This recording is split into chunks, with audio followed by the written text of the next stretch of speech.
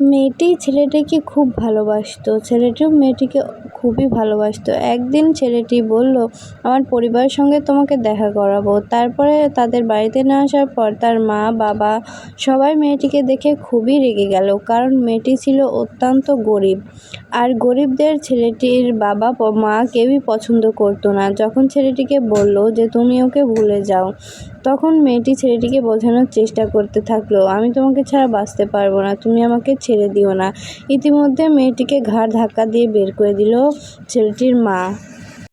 তারপরে মেয়েটি চলে আসে তার বান্ধবীকে বলল, দেখ এখন আমি কি করব, আমি তো ওকে ছাড়া বাঁচতে পারবো না। এখন মেয়েটির বান্ধবী মেয়েটিকে খুব বোঝানোর চেষ্টা করলো, ওই ছেলেটি তোকে ভালোবাসে না, তুই ওকে ভুলে যা।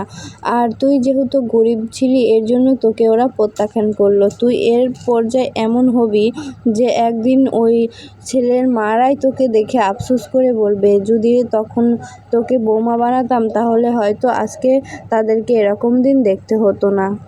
তারপরে মেয়েটিও রাজি হয়ে যায়, একটি পার্টিতে গিয়ে সবার সঙ্গে পরিচিত হয়। তারপরে মেয়েটিকে দেখে সবারই অনেক পছন্দ হয়ে যায়।